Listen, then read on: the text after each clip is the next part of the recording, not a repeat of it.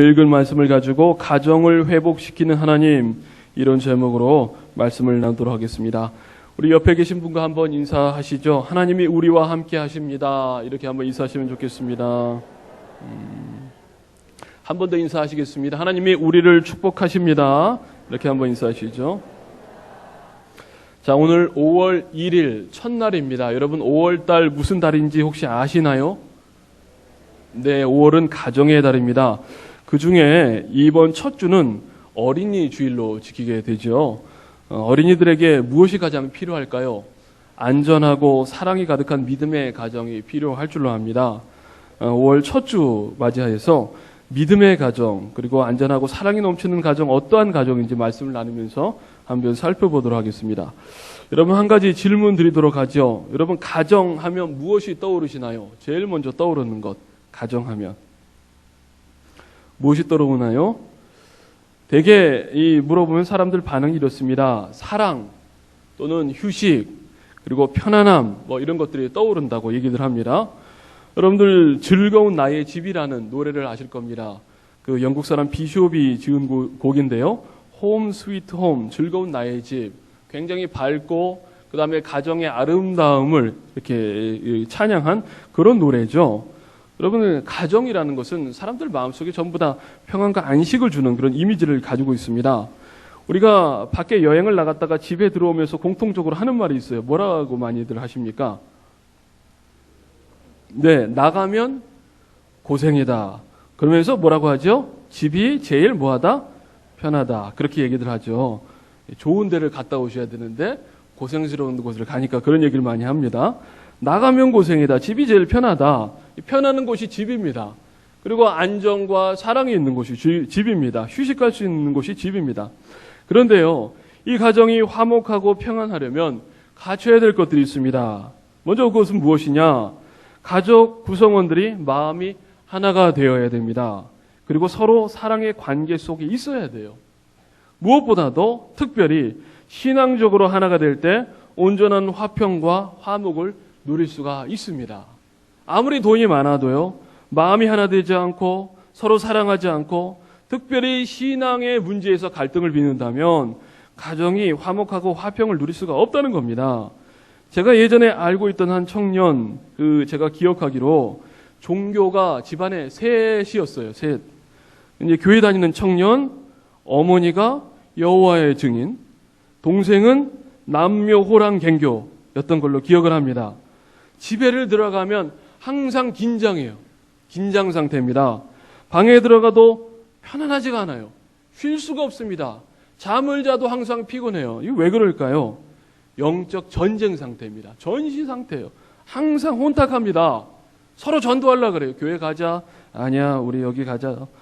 집회 가자. 남묘호랑갱교 가자. 막 하다 평안이 없는 것이죠. 여러분, 예수님께서 복음을 전하면서 하신 말씀 중에 다음 말씀 한번 들어보십시오.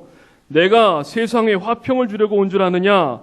내가 너희에게 이르노니 아니라 도리어 분쟁하게 하려 함이로라. 이후부터 한 집에 5사람이 있어 분쟁하되 셋이 둘과 둘이 셋과 하리니 아버지가 아들과 아들이 아버지와 어머니가 딸과 딸이 어머니와 시어머니가 며느리와 며느리가 시어머니와 분쟁하리라. 여러분, 이게 무슨 말씀인가요? 아무리 가까운 사이라 할지라도 예수님을 영접하느냐 영접하지 않느냐에 따라서 심각한 분열이 생길 수도 있다. 여러분, 가족만큼 가깝고 친한 사이가 어디 있습니까? 그런데요, 종교가 다르고 신앙이 다르면 화합할 수 없다는 거예요. 갈등이 생긴다는 겁니다. 분열이 생긴다는 겁니다. 지금 당장 싸움이 안 일어나도 그 깊은 마음 속에, 그 깊은 본질 속에는 늘 갈등의 요소가 있다는 것이죠. 여러분, 그래서 가정이 믿음의 가정이 되어서 바로 선다면 이 세상 어디에서도 맛볼 수 없는 평안과 쉼이 있는 장소가 가정이 될 수 있습니다. 그곳에서요, 믿음의 사람을 길러낼 수 있고 하나님의 사람을 길러낼 수 있고, 그래서 세상에 아무리 스트레스와 환난과 고난을 당해도 회복을 얻고 세상에 이겨나갈 힘을 얻을 수가 있습니다. 그러나 믿음의 가정으로 온전하게 화합하지 못하면 이 믿음의 가정을 통해 얻을 수 있는 진정한 평안과 안식을 기대할 수가 없다는 것이죠. 여러분, 그래서 오늘 말씀을 통해서 몇 가지 살펴보도록 하겠습니다. 첫 번째는요, 가정을 세우신 하나님입니다. 우리 한번 따라해 볼까요? 하나님께서 가정을 세우셨습니다. 하나님께서 처음 사람을 만드시고 가정을 세우셨죠. 여호와 하나님께서 창세기 2장입니다. 여호와 하나님이 아담에게서 취하신 그 갈빗대로 여자를 만드시고 그를 아담에게로 이끌어 오시니 아담이 이르되 이는 내 뼈 중에 뼈요 살 중에 살이라. 이것을 남자에게서 취하였은즉 여자라 부르리라. 하나님께서 아담을 먼저 지으신 후에 혼자 지내는 것이 좋지 못해서 돕는 배필을 지으셨습니다. 그게 누군가요? 하와입니다. 그래서 이 가정이 만들어졌는데 아담이 하와를 보면서 처음 한 말을 여러분 좀 보십시오. 뭐라고 합니까? 내 뼈 중에 뼈요 살 중에 살이라. 여러분 이 말 속에는요 이 의미가 들어 있습니다. 뼈 중에 가장 소중한 뼈, 살 중에 가장 소중한 살이다. 이건 무엇 봐도 바꿀 수 없는 가장 너무나 소중한 혈육이다. 이런 의미를 가지고 있는 거예요. 아담이 처음 하와를 보면서 그냥 반한 거죠. 사랑에 빠진 거죠. 야, 당신이야말로 나의 진정한 반려자다. 당신이야말로 진정한 나의 사랑이다. 이런 고백이 저절로 나오게 된 겁니다. 자, 하나님께서 아담과 하와를 만드시고 그 다음에 그들에게 명령을 주셨습니다. 사명을 주셨습니다. 뭐라고 하셨냐면 하나님이 그들에게 복을 주시며 하나님이 그들에게 이르시되 생육하고 번성하여 땅에 충만하라. 땅을 정복하라. 바다의 물고기와 하늘의 새와 땅에 움직이는 모든 생물을 다스리라 하시니라. 뭐라고 명령하셨다고요? 생육하고 번성하라. 땅에 충만하라. 여러분 이게 무슨 말입니까? 생육하고 번성하라. 아기를 많이 낳으라는 얘기죠. 많이 낳아서 땅에 충만하라. 여러분 아기 많이 낳으면 어떻게 됩니까? 사랑해야 돼요. 하나 돼야 됩니다. 사랑하지 않고 하나 되지 않고서는 이룰 수가 없는 명령이에요. 땅을 정복하라. 이 땅을 정복할 수 있는 사람으로 키우라는 얘기죠. 가정교육 잘 시키라는 얘기입니다. 그러니까 이 명령을 주실 때 사랑하지 않고서는 하나 되지 않고서는 이 가정이 화목하지 않고서는 될 수가 없는 명령이에요. 하나님께서 이미 그들에게 이 명령 주실 때 사랑할 수 있는 힘도 주셨고 또 이미 사랑하고 있었고 화목하고 또 이것을 감당할 수 있는 능력, 이 감당할 수 있는 은혜 하나님께서 다 주셨습니다. 준비가 다 되어 있는 거예요. 이제 열심히 사랑하고 열심히 생육하고 번성해서 땅에 충만하여 주님의 일을 잘 감당하면 되는 그런 상태, 준비가 다 됐단 말이에요. 여러분 그런데 아담과 하와에게 무슨 일이 생깁니까? 하나님의 말씀을 어깁니다. 하나님께서 동산 중앙에 선악과를 두셨는데 이것을 먹지 말라고 하셨는데 이것을 먹음으로 뱀의 유혹을 봐서 이걸 먹음으로 죄를 짓고 무슨 현상이 생기죠? 하나님과 단절이 되어 있어요. 그 후에 이 가정에 문제가 생깁니다. 화목하고 하나 되고 사랑으로 가득해서 하나님의 그 명령을 정말로 이룰 수 있는 아름다운 복된 가정으로 다 만들어 주셨는데 하나님의 명령 어기고 죄 짓고 난 이후에 가정에 문제가 생겼다는 겁니다. 고통과 고난이 시작됐어요. 제일 먼저 찾아온 것이 하나님에 대한 두려움입니다. 하나님과 단절되고 두려움이 시작됐어요. 그리고 자기 삶에 대해서 미래에 대해서 두려움이 시작됩니다. 여러분 아담과 하와가 죄 짓고 나서 에덴 동산에서 쫓겨납니다. 에덴 동산은 어떤 곳이냐면요. 모든 것이 다 갖춰진 곳이에요. 먹을 것이 있고요. 쉴 장소가 있고 평안하고 기쁨이 있고 즐겁고 안전한 곳이 에덴 동산입니다. 그런데 이 에덴 동산에서 더 이상 있지 못하는 거예요. 쫓아내셨습니다. 다시 에덴 동산 못 들어갑니다. 이때부터 먹고 사는 문제가 아담과 하와에게 닥쳐오기 시작했어요. 특별히 아담이 먹고 살기가 힘들어졌어요. 이마에 땀을 흘려야만 먹을 것이 생기게 됐습니다. 여러분 에덴 동산에 있을 때는요. 먹는 것 때문에 이 주거 문제 때문에 스트레스 받는 적 없었는데 이제는 이것이 스트레스가 됩니다. 자, 창세기에 뭐라고 하는지 여러분 들어보십시오. 땅은 너로 말미암아 저주를 받고 너는 내 평생에 수고하여야 그 소산을 먹으리라. 땅이 내게 가시덤불과 엉겅퀴를 낼 것이라. 내가 먹을 것은 땅의 밭의 채소인즉 내가 흙으로 돌아갈 때까지 얼굴에 땀을 흘려야 먹을 것을 먹으리니 내가 그곳에서 취함을 입었음이니라. 여러분 뭐라고요? 땅이 저주를 받아서 내가 평생에 수고해야 그 땅의 소산을 먹을 것이다. 여러분 그냥 먹지 못한다는 거예요. 평생토록 죽을 때까지 일하라는 겁니다. 그리고 그 땅이 어떻습니까? 가시덤불과 엉겅퀴를 낼 것이라. 일을 하면요 땀이 날 뿐만 아니라 손에 피도 나야 되는 거예요. 굉장히 힘들게 평생토록 땀을 흘려서 스트레스 받아가면서 일을 해야 된다는 것이죠. 여러분 우리 세상 살기 쉽습니까? 어렵습니까? 특별히 우리 남자분들 이 세상 사는 게 전쟁터라고 얘기를 하죠. 언제부터 이렇게 전쟁터가 됐을까요? 인류의 처음 시작부터 그렇게 되어버렸어요. 처음 시작부터 시작이 된 거예요. 가시덤불 엉겅퀴. 밖에 나가면요 남들보다 더 얻기 위해서 싸워야 되고 전쟁해야 되고 투쟁해야 되고 피 흘려야 되고 땀 흘려야 되고 스트레스 받고. 여러분 왜 그래요? 에덴 동산에서 쫓겨나서 그래요. 이 세상 사는 게 그렇습니다. 우리 여자분들 남자분들을 많이 위로해 주시기 바랍니다. 위로 좀 해줍시다.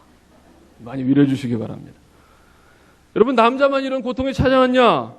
아닙니다. 하와에게도 여자에게도 고통이 찾아왔어요. 가장 큰 고통은 무엇이냐?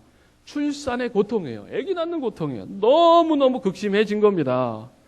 여자에게 이르시되 내가 내게 임신하는 고통을 크게 더하리니. 그냥 더한 게 아니에요. 크게 더했어요. 크게. 애 낳는 거 정말 힘들죠? 저는 잘 모르겠는데 우리 여자분들 다 공감하실 거예요. 너무너무 힘들단 말이에요. 그리고 계속해서 말씀하기를 내가 수고하고 자식을 낳을 것이며 너는 남편을 원하고 남편은 너를 다스릴 것이니라. 이제는 남자의 다스림을 받게 됐다. 여러분 죄 짓기 전에는요 아담과 하와가 인격적으로 동등했습니다.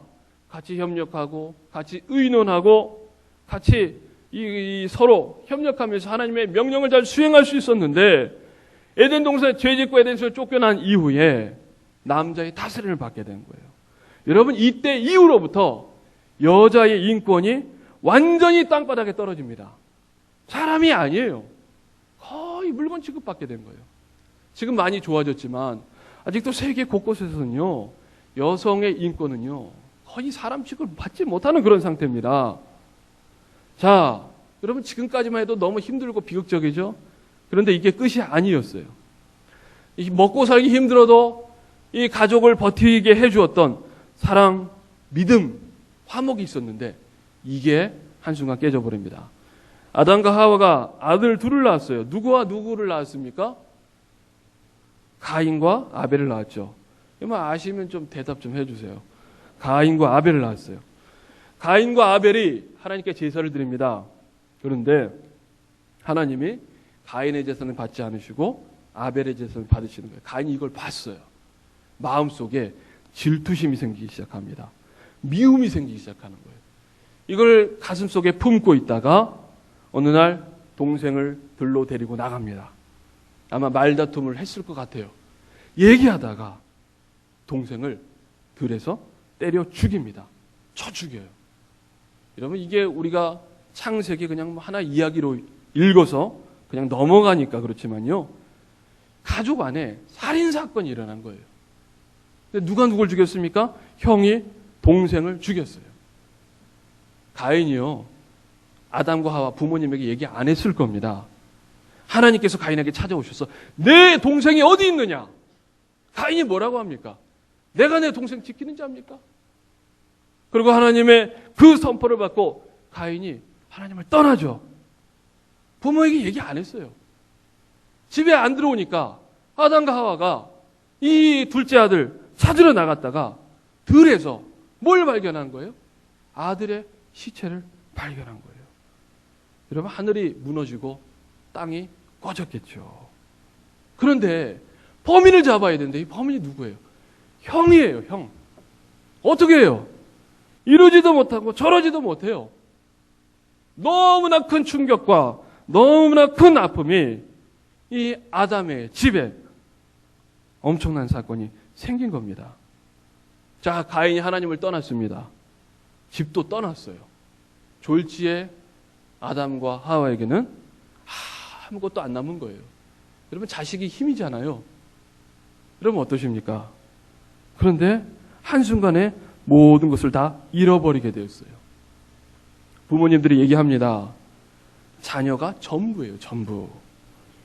자녀를 보고 부모님들이 예전에 뭐라고 얘기하시냐면 눈에 넣어도 아프지 않을 그런 내 자식이라고 얘기들 하잖아요. 제가 결혼해서 아기 낳기 전에는 잘 몰랐어요.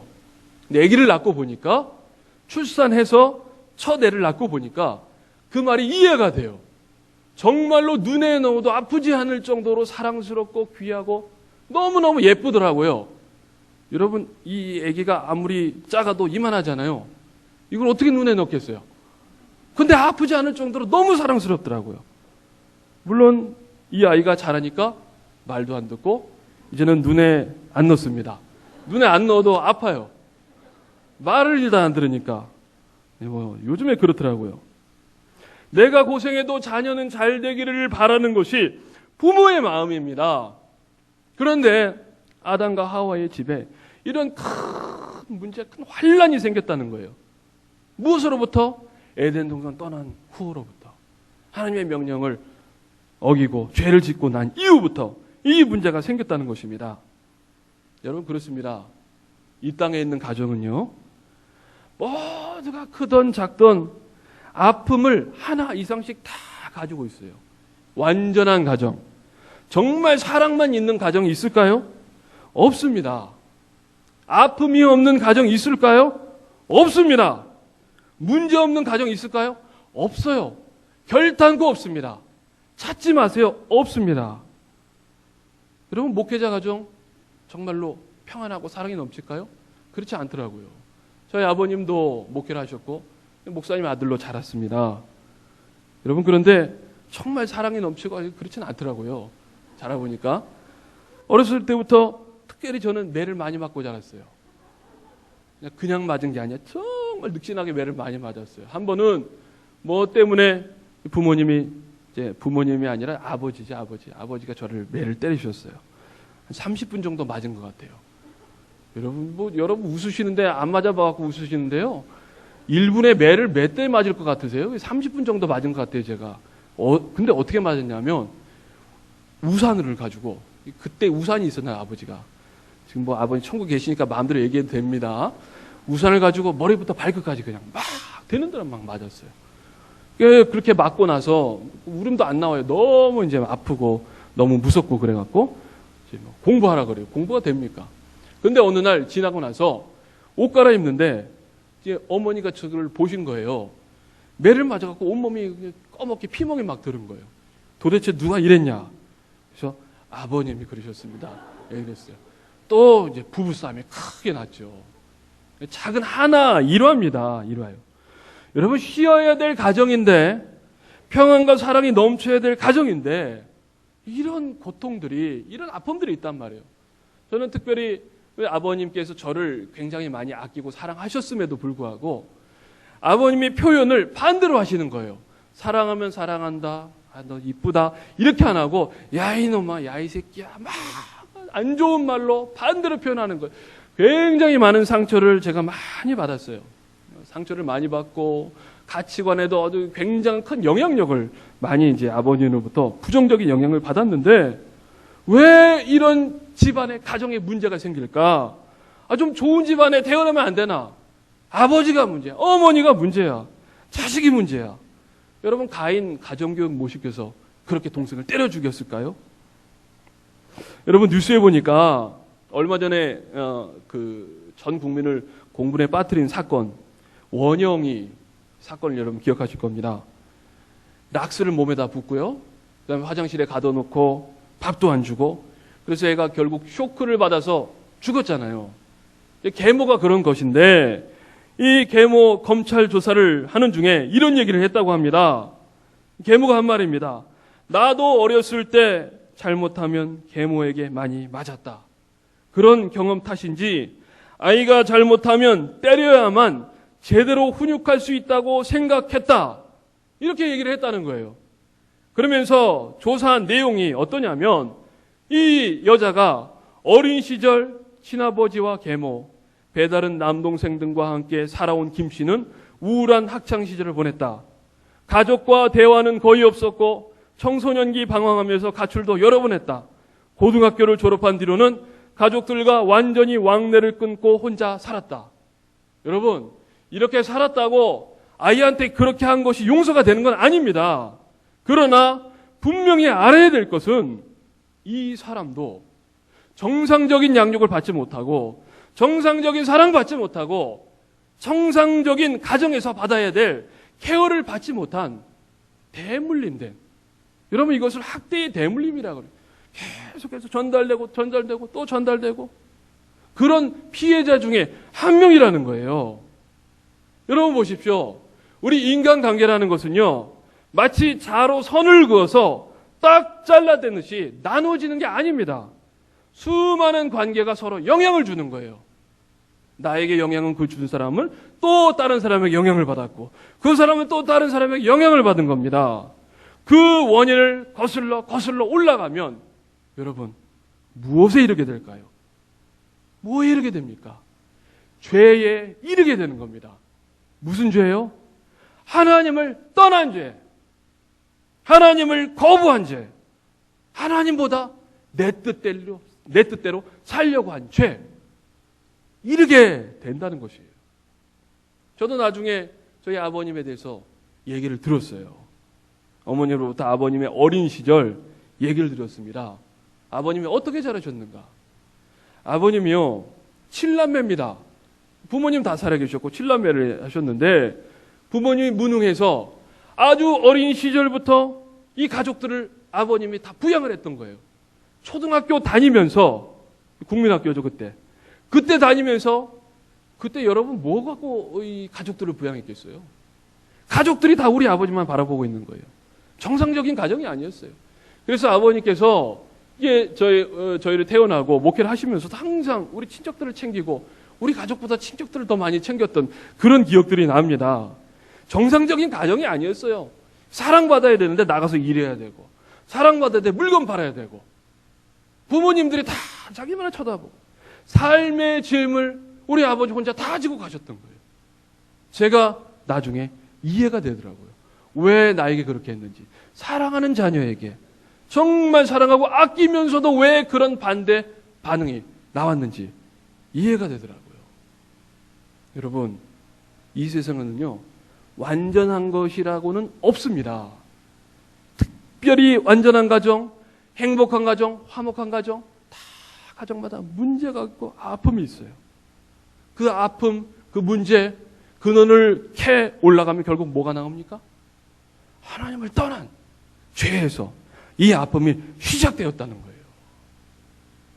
여러분, 죄를 짓고 나면요, 사탄이 역사합니다. 죄에 끌려다니게 하고 죄책감에 눌려서 결국 파멸에 이르게 합니다. 도둑이 오는 것은 도둑질하고 죽이고 멸망시키려는 것뿐이요. 여러분, 가정이 회복되려면 어떻게 돼요? 하나님께로 돌아가야 돼요. 하나님의 은혜를 입어야 돼요. 여러분 믿으십니까? 하나님께로 돌아가야 우리 가정 아픔과 우리 가정 슬픔과 우리 가정에 있는 문제가 해결이 된다는 겁니다. 하나님께 돌아가야 회복이 되는 거예요. 큰 두 번째입니다. 우리 한번 따라해 볼까요? 가정을 회복시키시는 하나님. 아담의 가정이 이렇게 아픔이 있다고 말씀드렸는데요. 아픔과 고통으로 괴로워하는 아담의 가정에 하나님께서 회복을 주십니다. 그게 뭘까요? 오늘 읽은 말씀에 나오죠. 새로운 아들 셋을 주시는 거예요. 이 셋이라는 것이 이제 히브리어인데, 이 셋은요, 단순히 그냥 이 남녀가 동침해서 낳은 셋째 아들이 아닙니다. 셋의 의미를 보면요, 놓다, 정리하다, 임명하다, 이런 그 속뜻을 가지고 있습니다.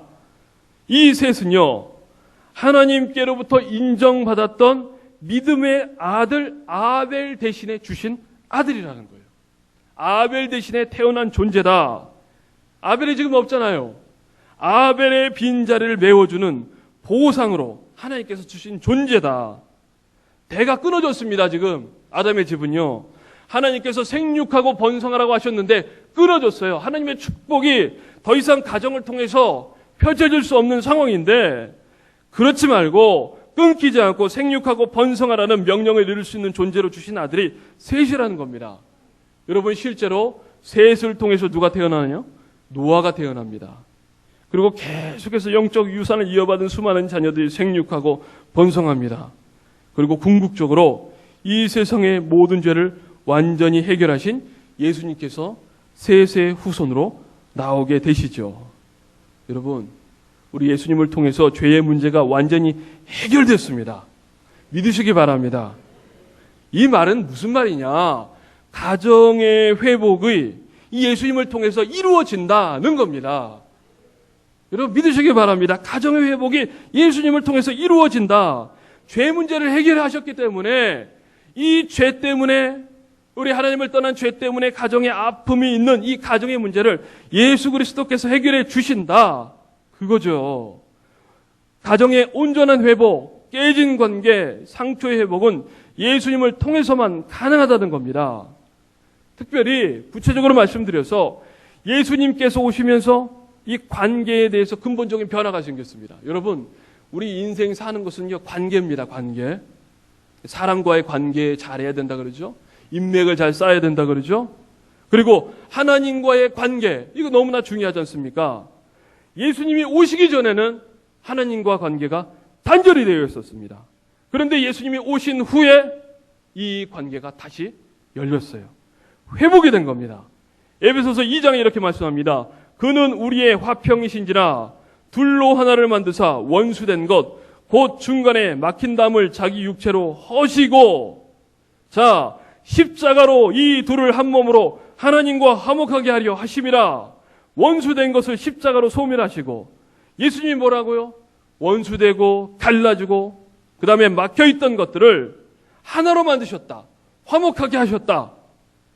여러분 하나님과 관계가 단절되면서 온갖 저주가 우리 삶에 임했는데 다시 하나님과 관계가 연결되면서 하나님이 예전에 에덴 동산에게 주셨던 에덴 동산에서 주셨던 그 축복을 다시 받을 수가 있게 된 거예요. 여러분 믿으시기 바랍니다. 이게 신앙이고 이게 믿음이에요. 요한복음 10장 10절에 내가 온 것은 양으로 생명을 얻게 하고 더 풍성히 얻게 하려는 것이라. 저주가 끊어졌어요. 여러분 가시와 엉겅퀴가 사라집니다. 그 전에는요 먹고 살기 위해서 내 인생 개척하기 위해서 애쓰고 힘쓰고 걱정해야 되는데 이제는 하나님 아버지께서 책임져 주십니다. 책임져 주십니다.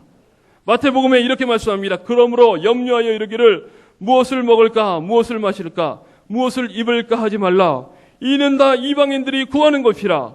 너희 하늘 아버지께서 이 모든 것이 너희에게 있어야 할 줄을 아시느니라. 그런즉 너희는 먼저 그의 나라와 그의 의를 구하라. 그리하면 이 모든 것을 너희에게 더하시리라.